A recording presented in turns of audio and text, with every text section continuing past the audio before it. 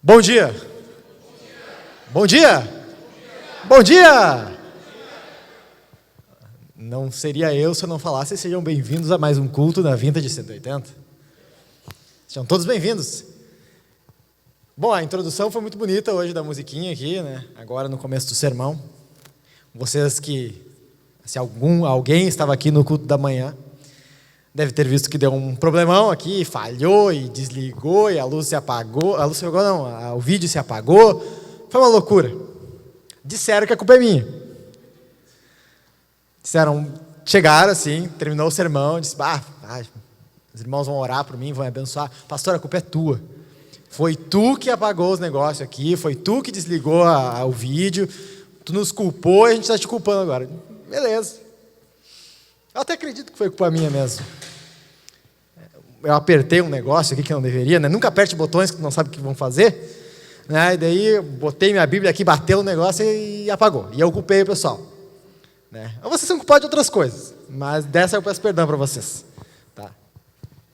Gente, estou muito feliz aqui de estar com a igreja amada, que conheço os irmãos aí, estou feliz de estar aqui com a oportunidade hoje de trazer a palavra de Deus, a pregação do Evangelho. O pastor Jackson não vai estar, é óbvio, né, não vai estar hoje aqui pregando, né, mas domingo que vem já está tudo normal, ele já volta, continuando a série de Apocalipse. O pastor Daniel queria pregar hoje, né, Apocalipse 20, aproveitar que o pastor Jackson não ia estar, mas a gente disse, não te atreve, a gente não vai deixar, a gente teve que ter uma briga ali e não deixou. Né, e então daí fui eu escolhido. E eu estou muito feliz. Sempre que Deus dá essa oportunidade, no final Deus acaba manifestando graça, e isso é bom. Isso é bom porque a cara de boa parte das pessoas que estão vendo aqui eu conheço, e os que eu não conheço também, fiquem à vontade, muito prazer, né? Não tenho nem nada contra você, é só não te conheço ainda. Mas a gente vai se conhecendo ao longo do tempo, aí, ao longo da comunhão. Se você é visitante aqui, seja bem-vindo. Eu sei que o pastor Daniel já deu boas-vindas para vocês, mas eu reitero isso. Sejam bem-vindos. Se você está fazendo catequese com a Vintage, seja bem-vindo também. Muito prazer, muito prazer. Meu nome não é Jackson, meu nome é Everton, eu sou um dos pastores dessa igreja, se eu não falei meu nome ainda. Tá? Enfim, gente, voltando aqui, focando no que eu vou trazer aqui hoje, eu não sei quanto a vocês, mas tem textos da Bíblia que me constrangem. Tem textos da Bíblia que me encabulam. Não sei se é só com você, mas eu olho certas coisas na Escritura, eu leio certas coisas na Escritura e eu digo, que vergonha. Que vergonha. Tenta entender aqui meu pensamento. Eu leio Davi assim, o cara pega uma espada, mata todo mundo, né? Era uma ordem de Deus, né? Vai lá e destrói tudo isso. E ele está com a espada na mão, lá cheia de sangue lá. O cara é corajoso, o cara não volta o pé atrás. Deus disse para ele, faz isso, ele foi lá e fez. Eu olho Abraão cheio de fé, assim, Abraão não tem nada que vá abalá-lo do seu propósito. Deus disse para ele, vai lá para o meio do deserto, vai lá para um lugar que tu não conhece, vai lá para uma terra desconhecida, vai lá que eu estou te mandando. E ele disse, eu vou. Mas tu é velho, não interessa, eu vou. E ele foi. Eu penso assim, Pedro, assim, todo louco, assim, Senhor, eu vou pregar o evangelho, daí chega assim no meio da multidão em Jerusalém e prega para todo mundo. Mas tu vai morrer, não interessa. Paulo apanha, leva chicotada, leva pedrada, é chutado da cidade, e não adianta, ele não volta atrás do propósito. E eu não sei quanto a vocês, mas essas coisas me envergonham. Te envergonha também? Não me envergonha, tu tem um problema. Tu tem um sério problema. Não queria te dizer isso, mas eu acho que tu deveria te encabular. A mim me encabula. E o texto que eu vou trazer aqui hoje, ele me encabula também, e ele tem uma característica que é fascinante nesse texto aqui. Para tirar o mistério logo do texto aqui, para você entender o título do sermão, eu quero te chamar para pegar a tua Bíblia e abrir no livro de Atos. Atos capítulo 10.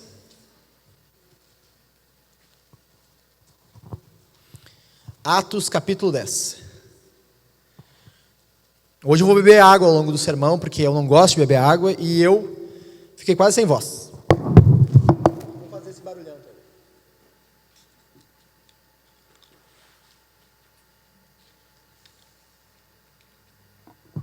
Atos 10. Todo mundo achou? Acharam? Que bom. Que bom. Atos 10.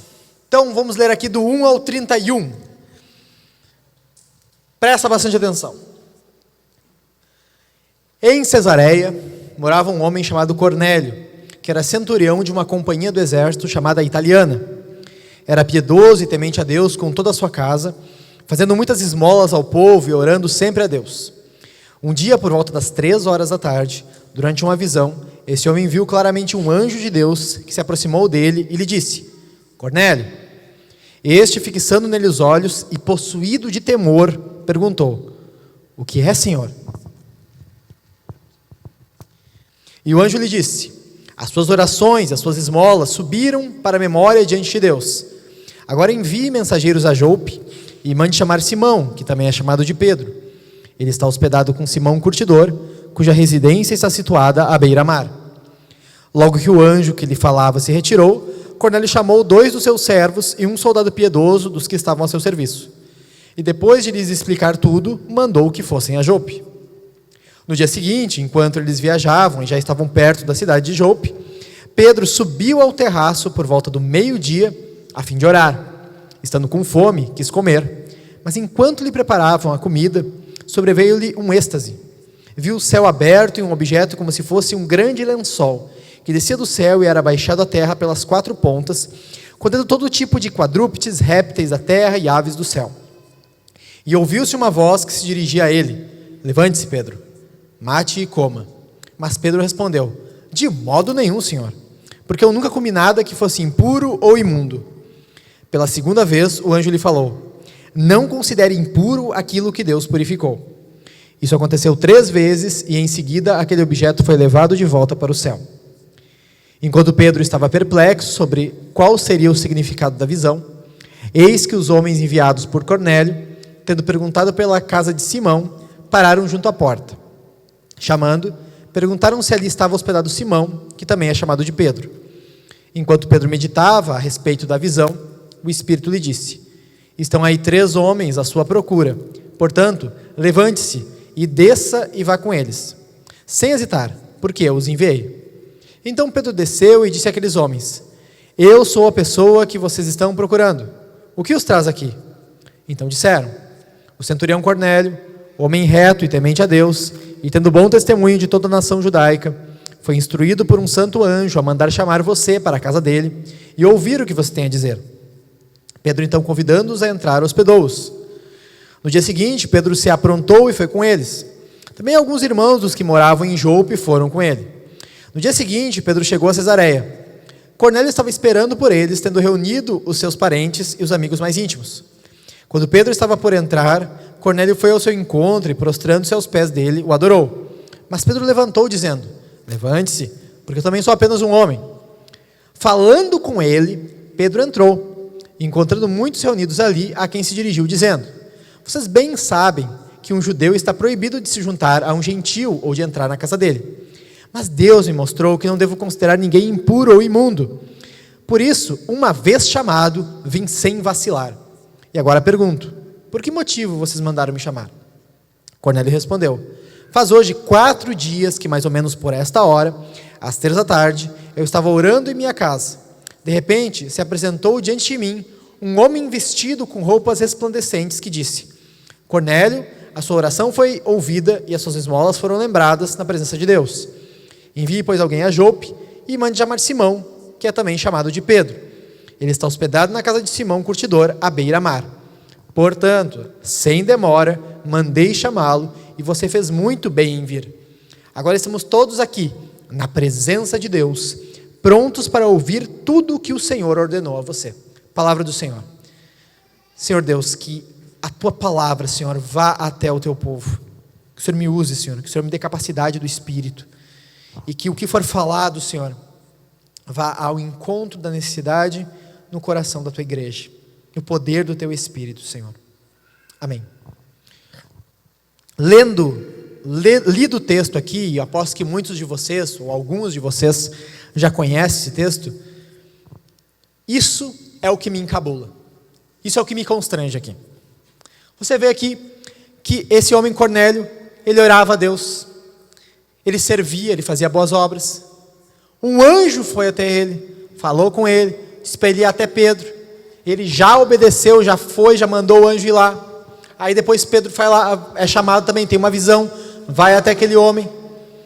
Depois tem uma conversa entre eles ali, ele quer se ajoelhar para Pedro, Pedro diz não faz isso. Ele reúne toda a família para ouvir o evangelho. E por fim, depois desses versículos, Pedro prega para ele. E acontece uma coisa que até então não tinha acontecido. Esse homem se converte. Ou seja, e é isso que me constrange.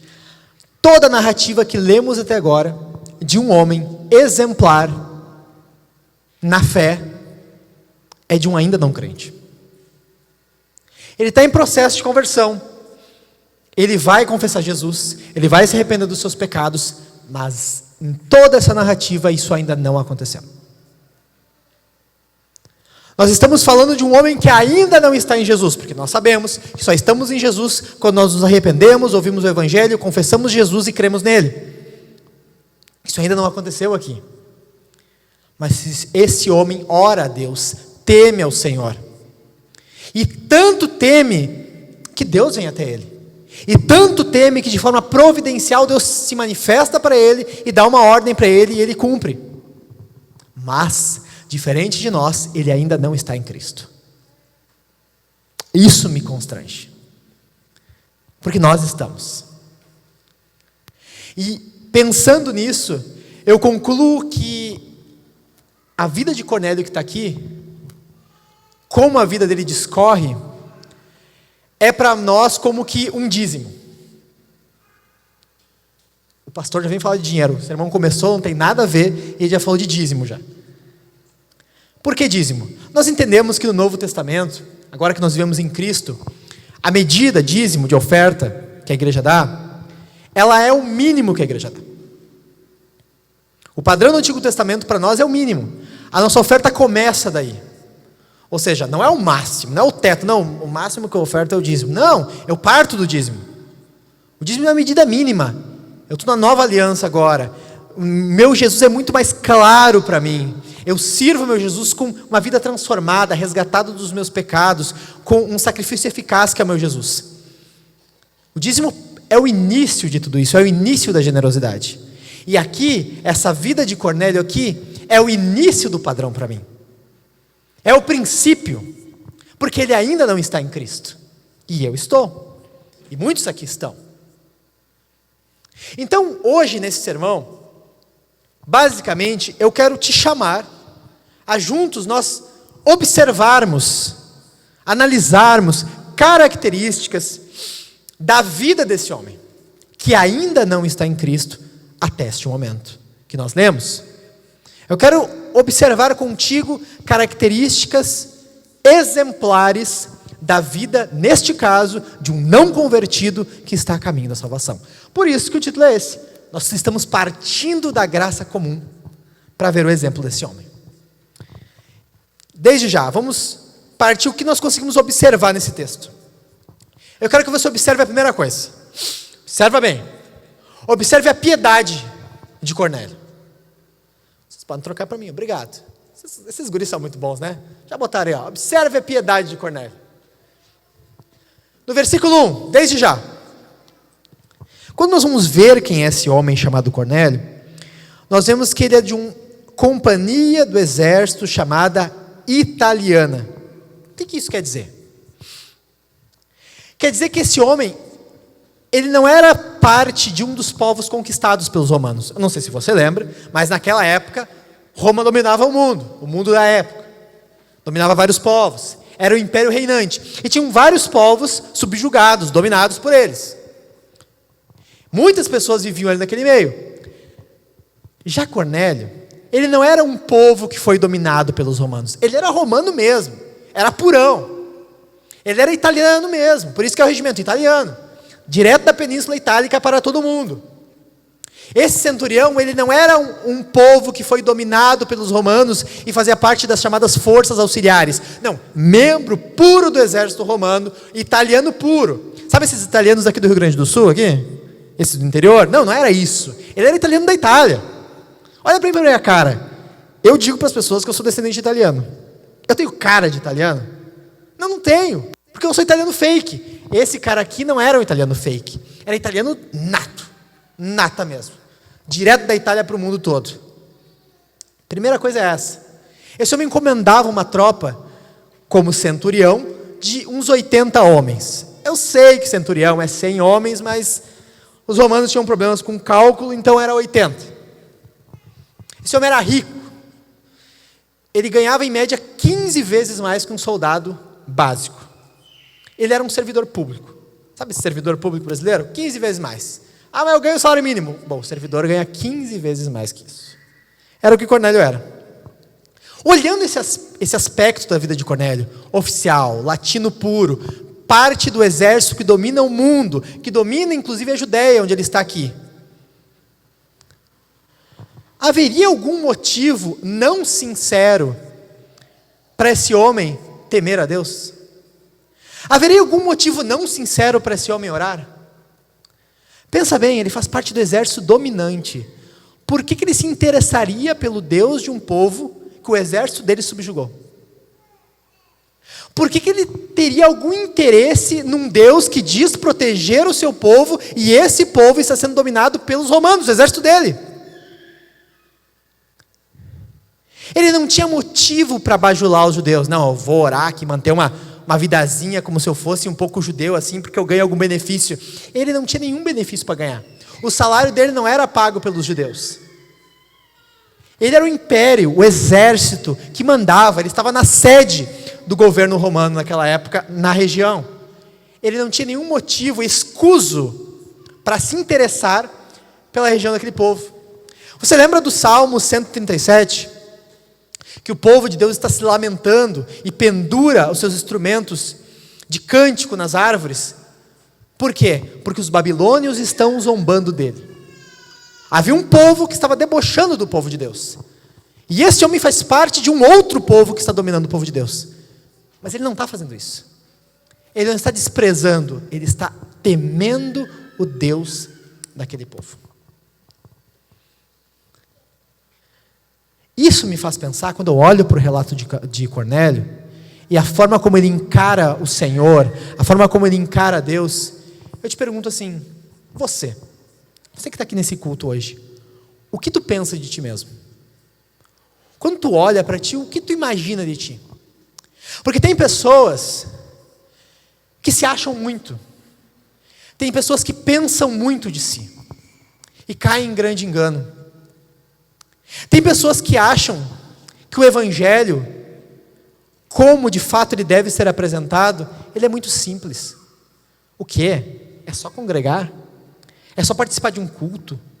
É só viver uma vida piedosa? É só isso. E as pessoas simplificam isso e não fazem. Tudo é difícil. Ah, não faz tal coisa. Não, é difícil, não dá, eu não consigo. Irmãos, eu não quero ofender vocês, mas eu vi muita gente aqui chegando atrasada nesse culto. É tão difícil. Ou o teu horário e a tua agenda é mais importante que cultuar Jesus?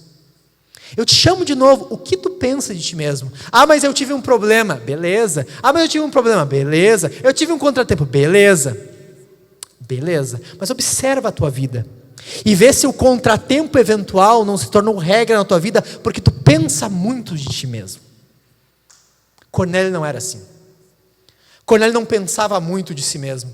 Ele se interessou e temia o Deus do povo que estava sendo subjugado pelo exército dele. O que mais podemos ver nessa piedade de Cornélio?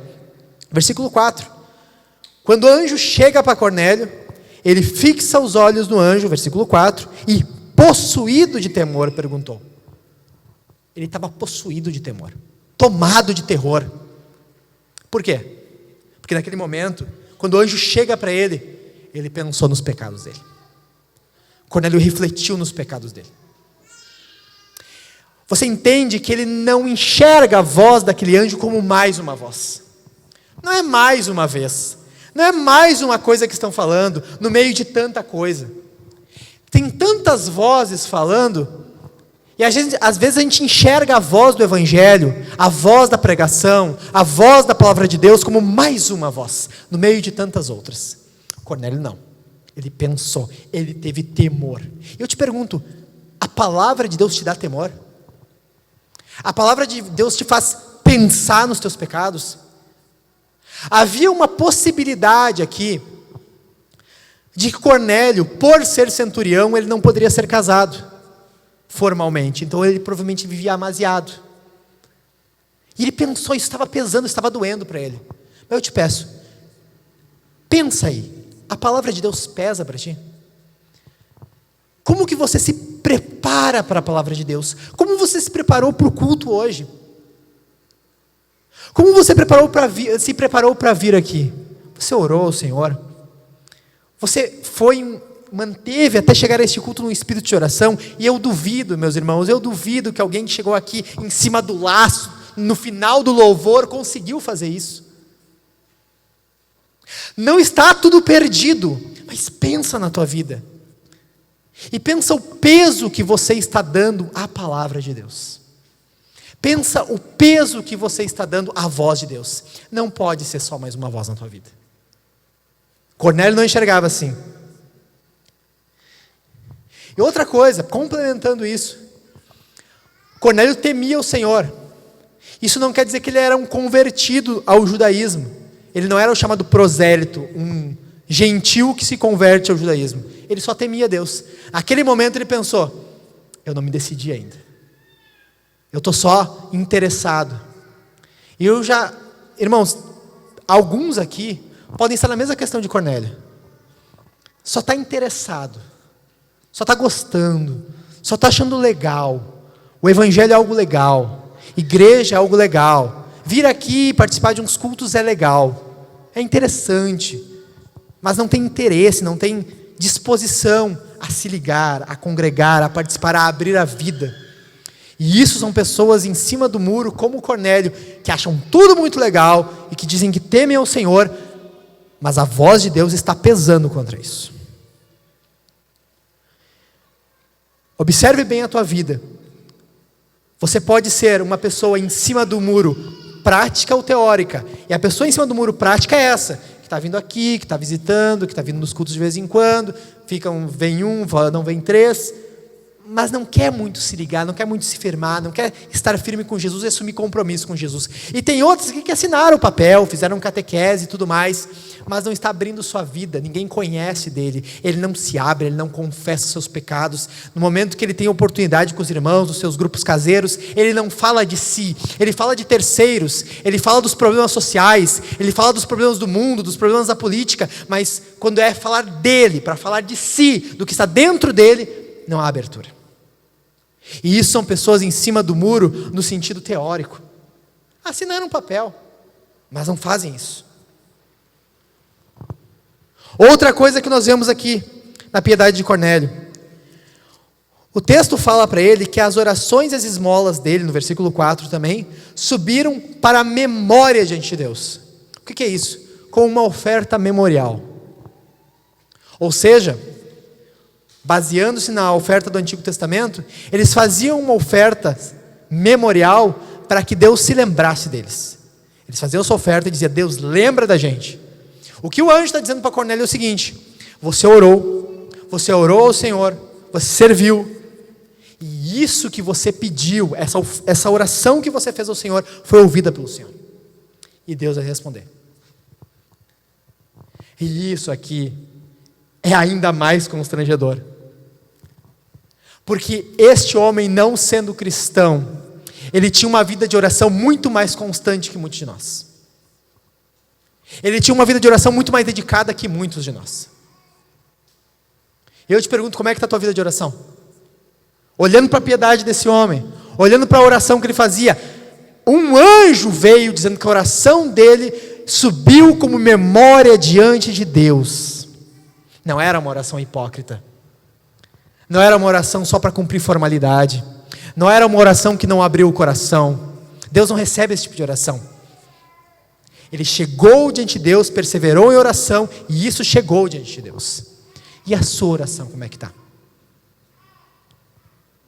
A Bíblia fala que se um homem não é bom marido, se não honra a sua esposa, se não se dedica a ela, a oração dele não é ouvida pelo Senhor.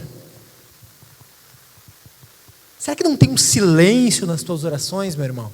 Homem, parece que tudo é duro, tudo é pesado, Deus não está respondendo. Será que não tem um silêncio de Deus, porque você não está lidando muito bem com a sua casa? Será que não tem um silêncio de Deus, porque de fato nós podemos dizer com todas as palavras, você sabe disso, você não está sendo um bom marido? Você sabe disso. Ninguém precisa dizer por que as tuas orações são trancadas. Ora, empurra, e toda hora a única lembrança que vem à tua consciência, e você está lutando contra a tua consciência, é as tuas falhas, os teus erros, a tua dureza, a tua grosseria com o marido. E a tua oração não é respondida. No caso aqui de Cornélio, Deus estava respondendo a oração dele. E outra coisa, muito curiosa, tem um salmo, capítulo 3, versículo 8, que diz assim, capítulo 8, versículo 3. Deus vai mostrando ele vai falando sobre a natureza de Deus, sobre a criação de Deus, sobre tudo que Deus fez, e ele para e diz assim: que é o homem para que dele te lembres? Essa é uma resposta. Deus não tem que nos enxergar de fato. Deus de fato não vê nada bom. Deus não tem nada que Ele deva para nós, isso sim. Mas a forma que Ele se lembra da gente, quando a gente clama. A forma como Deus se lembra de nós, é quando clamamos a Ele.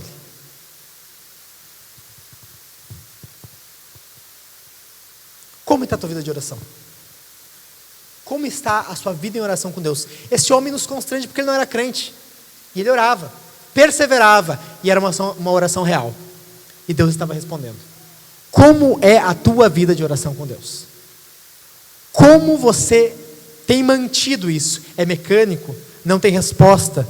Nunca? Você cansa logo no início, nos primeiros 3 minutos. Senhor, eu te dou graça. Ai, que dor no joelho. Se é que é com o joelho, né? Senhor, ai, que dor no joelho, eu vou orar sentado. Senhor, eu te dou graça, Senhor. Ai, como é bonita essa janela, essa rua. Tá, vamos voltar. Senhor, eu te dou graça. E daí tu dorme. É assim? É assim, Cornélio não era assim. Cornélio tinha uma oração real ao Senhor. E o Senhor respondeu. Outra coisa que nós observamos no versículo 7. Logo que o anjo que lhe falava se retirou, Cornélio já chamou todo mundo, vem aqui soldado, vamos atrás desse cara Pedro, vai até ali, até Jope, chama esse cara e traz para cá. Ou seja, o anjo falou para ele, foi embora, ele já foi cumprindo. Aí você diz assim para mim, não, mas aqui é um anjo, né? É um anjo, se um anjo falasse para mim, pula do penhasco, se candidata à prefeitura, eu faria. Eu cumpriria, porque é um anjo. E tu acha que só porque é um anjo, o cara vai fazer? Para nós é muito óbvio, se o anjo mandou, eu faço. A Bíblia tem exemplos de que anjos, que voz de Deus direto fala e o cara não faz. E o cara não cumpre. Não sei se você lembra, em Juízes 6, a voz de Deus falava com Gideão. Gideão, vai lá, faz o que eu estou te mandando, comanda a batalha. E Gideão disse, não, Senhor, faz essa prova aqui para mim, molha esse tapetezinho aqui, Senhor. Daí o Senhor molhou o tapetezinho. Não, agora o Senhor só molha o terreno e não molha o tapete. E ele foi testando Deus ali, provando Deus. Ele não ouviu de primeira. Não é só porque um anjo fala que as pessoas ouvem. E eu penso, se um anjo falando, certas pessoas não ouvem, eu penso se nós ouvimos, se você ouve, quando um irmão que senta do teu lado aí é igual a ti falar contigo. Eu penso para os membros aqui dessa igreja, nos grupos caseiros que eles participam. Se um anjo não tem relevância, se um anjo não tem algum impacto, se um anjo não faz alguns refletirem, será que um líder de GC faz? Será que um líder de GC faz a gente parar e pensar em como está a nossa vida? Ou não? Ele não falou para mim. Não, ele está errado. Ele não me entende. Ele não entende os meus problemas. Ele não entende a minha vida. Bah, mas ele não entende nada mesmo, né? Na tua cabeça, tu nem sabe por que ele está comandando o GC. Provavelmente na tua cabeça era tu que devia estar, sei lá. Porque ele não sabe nada mesmo. Da tua vida ele não sabe nada. Cornélio não era assim. Deus falou uma vez. E ele pesou. Vou lá. Vou cumprir, faz isso. Estou indo. Isso é a piedade de Cornélio que nós conseguimos observar aqui. De exemplo para nós. E tem outra coisa que nós conseguimos observar também. A vida missional de Cornélio. Vida missional, sim. Um homem que ainda não é crente tendo vida missional. Isso é demais, isso é... Por isso, eu disse no começo, né? Essa coisa me constrange, porque o cara é mais crente que muito crente. O cara é mais evangélico que muito evangélico. O cara é muito mais cristão que muito cristão. E ele ainda estava no caminho da salvação. Olha o que diz o versículo 24 aqui. No dia seguinte, Pedro chegou a Cesareia, né? Pedro chega ali na casa de Cornélio. Cornélio estava esperando por eles. Estava sozinho? Só ele estava esperando para ouvir Pedro? Não. Tendo reunido os seus parentes e os amigos mais íntimos. Primeiro, ali diz parentes e amigos mais íntimos. Outras versões e outros manuscritos dizem casa toda. Ou seja, é muito provável que não estava só parentes e amigos íntimos. Estavam servos, estavam escravos, estavam empregados. Ele trouxe todo mundo para ouvir o que Pedro tinha para falar. E na cabeça de Cornélio, há um pensamento óbvio, mas que não há na nossa cabeça. Se há alguma coisa que pode transformar a minha vida, se eu entendi algo que pode transformar a minha vida, não pode só ficar comigo. Não pode só ficar em mim. Não pode ficar retido. É esse o raciocínio de Cornélio. Ele já é um missionário antes mesmo de ouvir o evangelho. Ele é um pregador ainda não convertido, chamando as pessoas para ouvir o evangelho. Isso é uma loucura. E o teu coração, será que é assim? O teu coração missional é como esse ainda não convertido? Como está a tua vida em missão? Porque eu observo que muita gente está morta desde que o Covid começou na missão. Muita gente está morta em missão desde que essa porcaria de pandemia começou.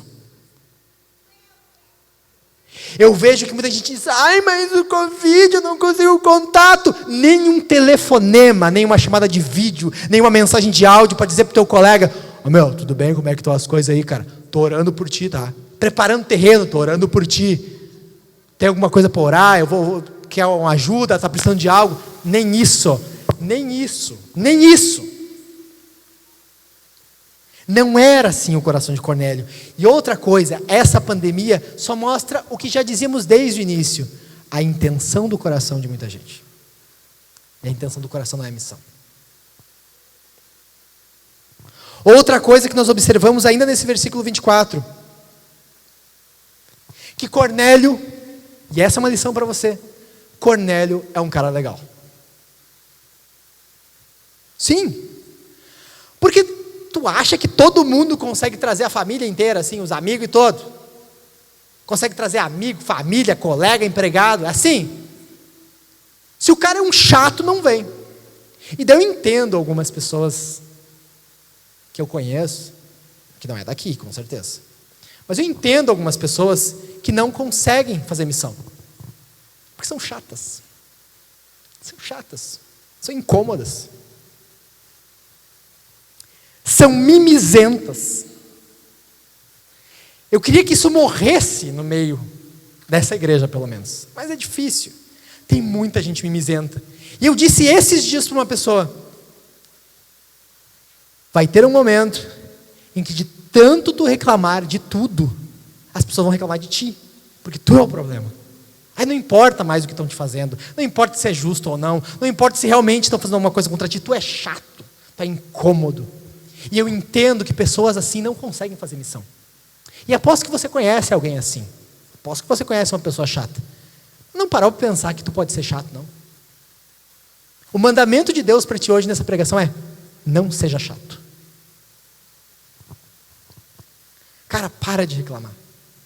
Para. Ai, o pastor, porque eu achei que ele não devia ter falado assim, pastor. Ele podia ter sido mais amável. Para de encher o saco. Para de encher o saco. Porque se é chato para mim, não é só chato para mim. É chato para o mundo.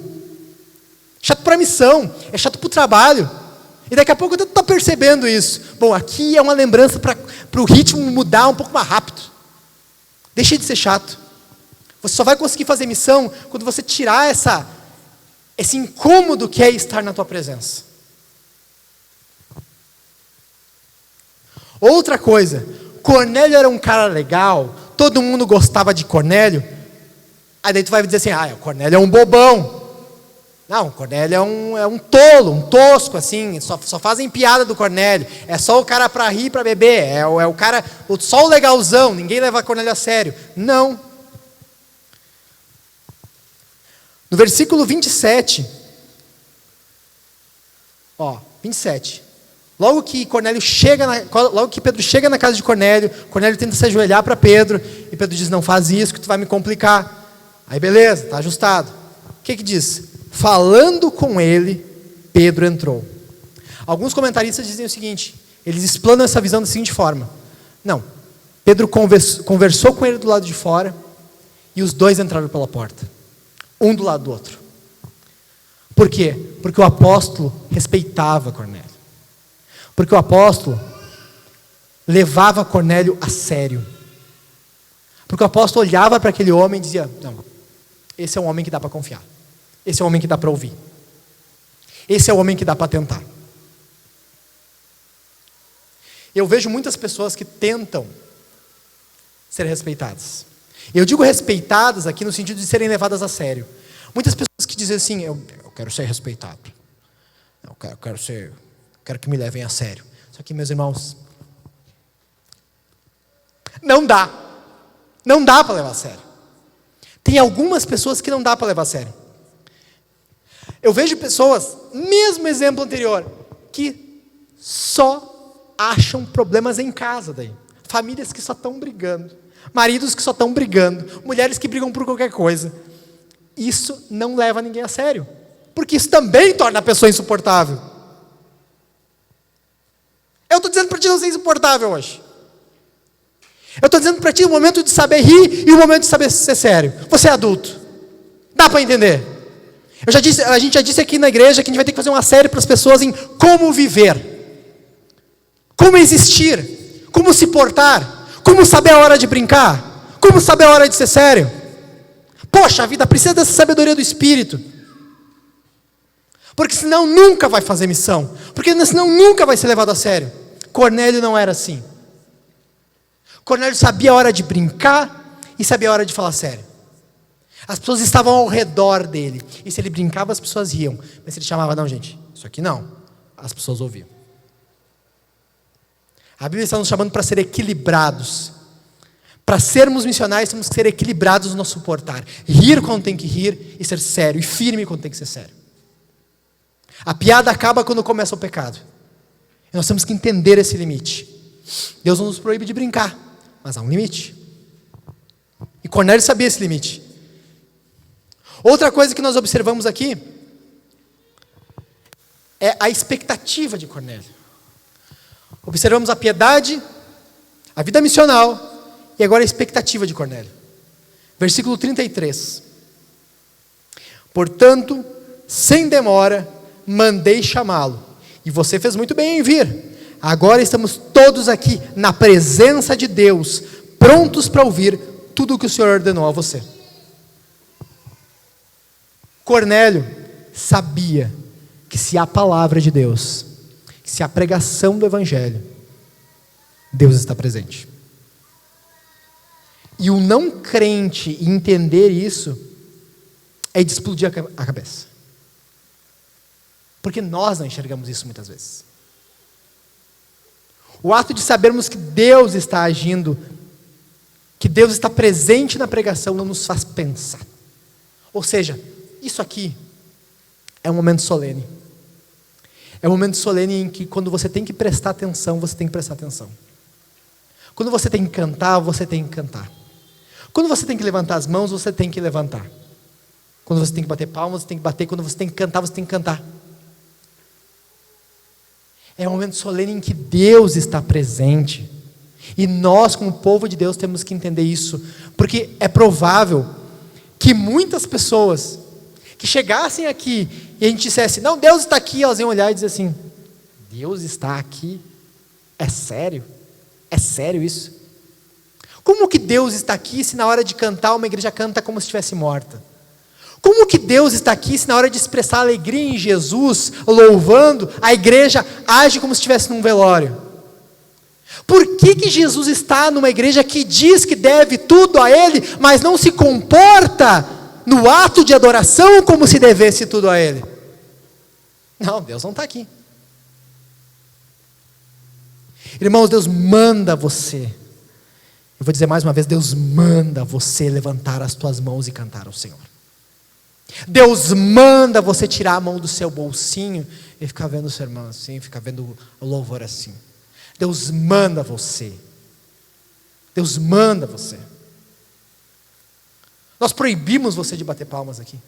Nós proibimos você de levantar a mão. Nós proibimos. Alguém aqui? A gente proíbe alguém? Pois Deus está mandando você fazer isso. Deus está mandando você louvar. Deus está mandando você usar o seu corpo como expressão de adoração. Como expressão de alguém que entende que Deus está presente no meio de um culto público.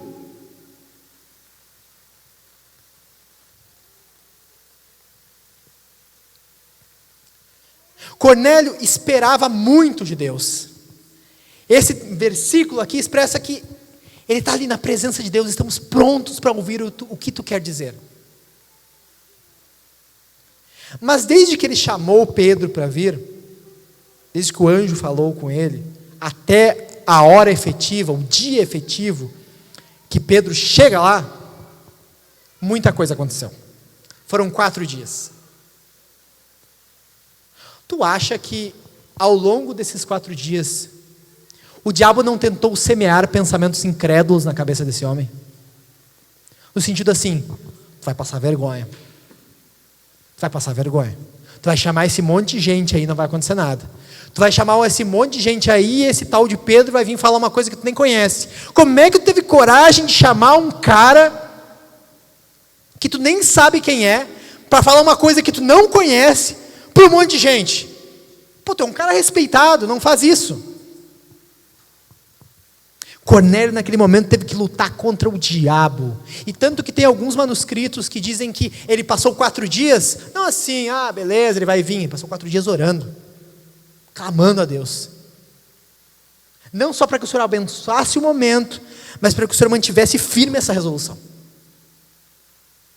Para que o Senhor não deixasse que a fé, aquela fé que estava sendo formada aos pouquinhos, aquele ponto de graça de Deus que estava começando a brotar nele, não fosse sujeita e destruída. Irmãos, essa é uma batalha que todos nós passamos, a incredulidade. Porque a base da nossa fé é crer em Jesus. A base da nossa fé é crer no Senhor. E o diabo planta, e o diabo investe, e o diabo trabalha com incredulidade. E alguns mais que outros no presente momento.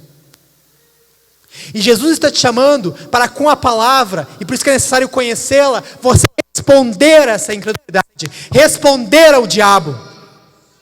Responda ao diabo, expulse o diabo.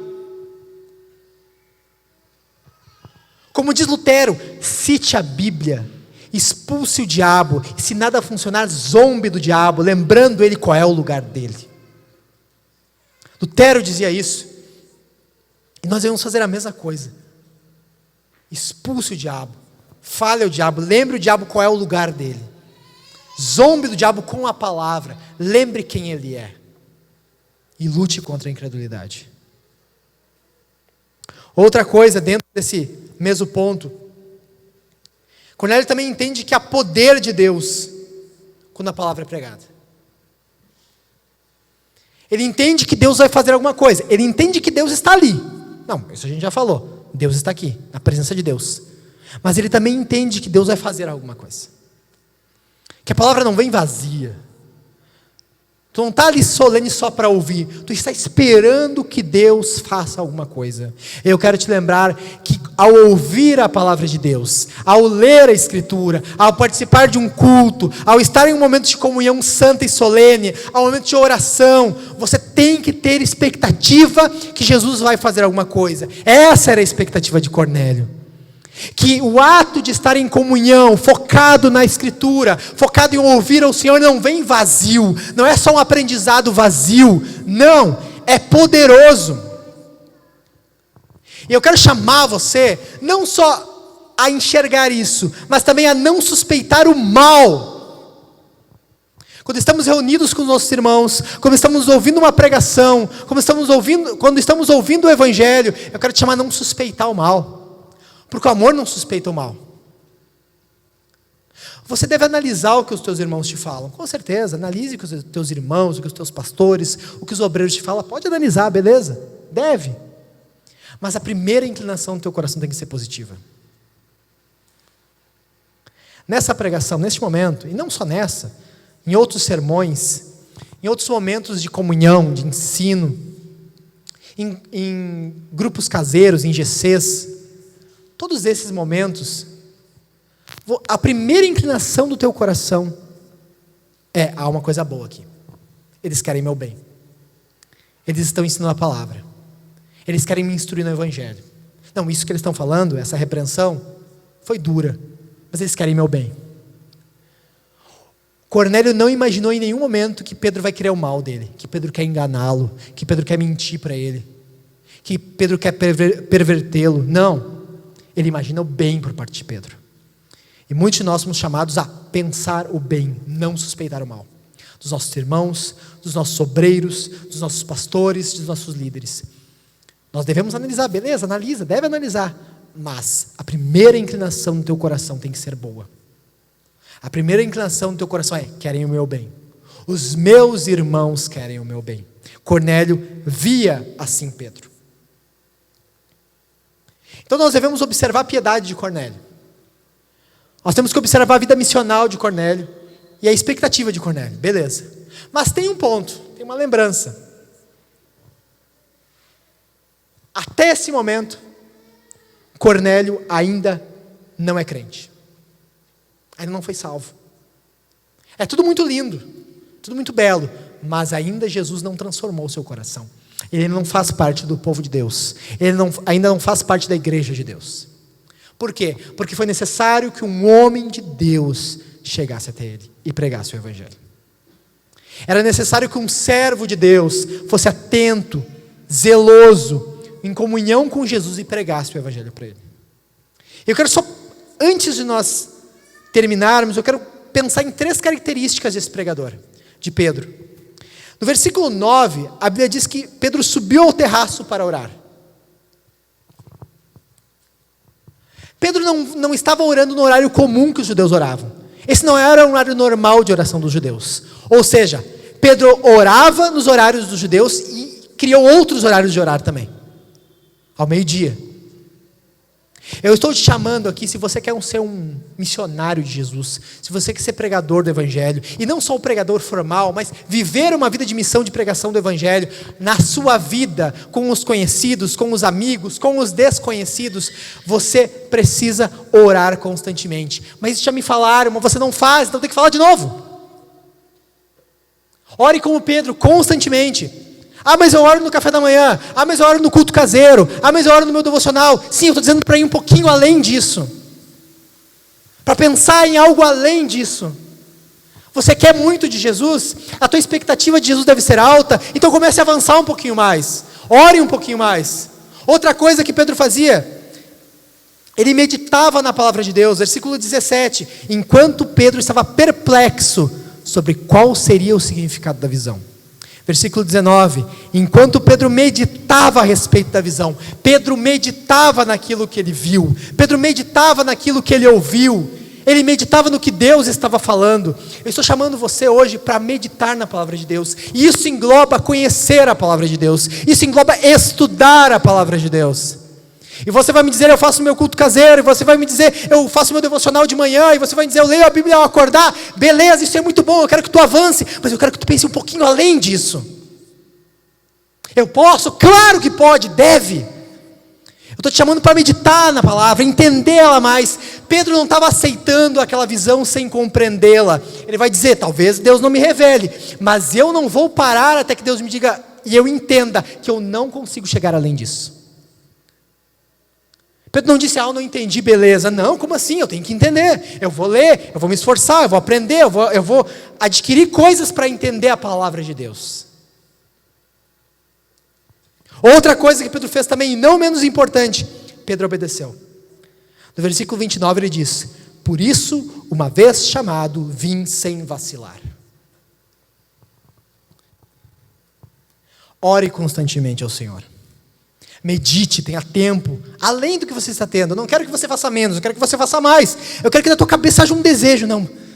Eu quero avançar, eu quero estudar mais a Bíblia, eu quero tirar mais tempo de entendimento, eu quero tirar mais tempo de oração. Eu não quero só saber que os outros fazem isso, eu quero fazer.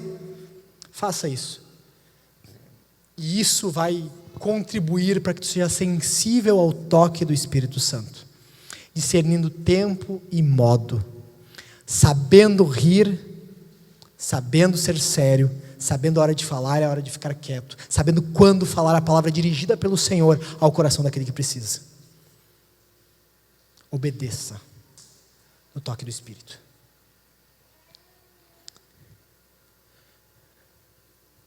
Então,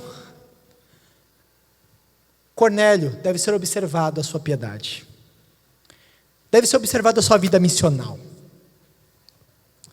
deve ser observado a sua expectativa.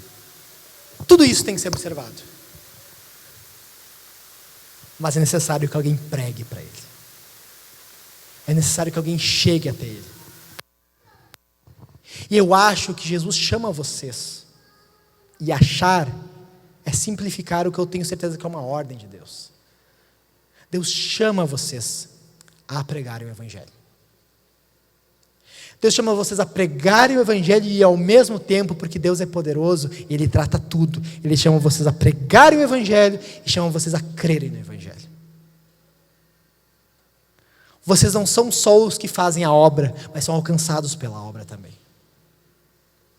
Deus está chamando você para analisar as características da vida de Cornélio e para ser um instrumento que vai atrás de Cornélios.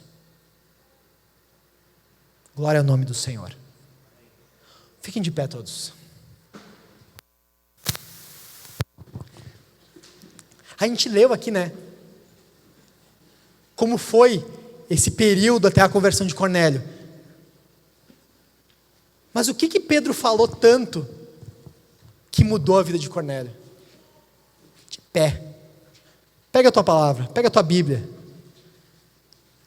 Capítulo 10, versículo 34. E então Pedro começou a falar. E ele disse: reconheço por verdade que Deus não trata as pessoas com parcialidade. Pelo contrário, em qualquer nação aquele que teme faz o que é justo e lhe é aceitável. A salvação estava chegando para Cornélio. Esta é a palavra que Deus enviou aos filhos de Israel, anunciando-lhes o evangelho da paz. por meio de Jesus Cristo. Este Jesus é o Senhor de todos, é o nosso Senhor. Você sabe o que aconteceu em toda a Judeia, tendo começado na Galileia, depois do batismo que João pregou, como Deus ungiu Jesus de Nazaré, com o Espírito Santo e com o poder. Jesus andou por toda parte, fazendo bem e curando todos os oprimidos do diabo, porque Deus estava com ele. Jesus está nos chamando a crer nesse Evangelho e pregar este Evangelho. Nós somos testemunhas de tudo o que ele fez na terra dos judeus, em Jerusalém. Depois eles o mataram, pendurando no madeiro, mas não parou por aí. Deus o ressuscitou no terceiro dia e concedeu que fosse manifesto, não a todo o povo, mas às testemunhas que foram anteriormente escolhidas por Deus, isto é, a nós, que comemos e bebemos, depois que ressurgiu. Jesus ressuscitou, estava lá comendo e bebendo, porque Ele está vivo, dentre os mortos. Jesus nos mandou pregar ao povo e testemunhar que Ele foi constituído por Deus, como o juiz de vivos e mortos. Jesus vai julgar, estamos sendo chamados para trazer pessoas para o lado de Cristo. Dele, todos os profetas dão testemunho de que, por meio do seu nome, todo que nele crê recebe remissão dos pecados. Glória a Jesus! Glória a Deus! Glória a Deus! Glória a Deus! Irmãos, nós vamos orar agora. E depois que orarmos, nós vamos participar da comunhão, da mesa do Senhor, da Santa Ceia. É necessário que você entenda uma coisa: quando você for orar aqui, você vai dar graças ao Senhor por fazer parte do povo de Deus e poder comer e beber dele e ser fortalecido na comunhão. E você vai orar também clamando ao Senhor para que o Senhor te conceda pessoas que sejam salvas e possam assim participar dessa mesa também. O Senhor pode fazer uma obra grande na tua vida. Lembra que eu falei? Tem expectativa no Senhor, tem expectativa na palavra de Deus. A palavra não vem sozinha, ela vem com poder.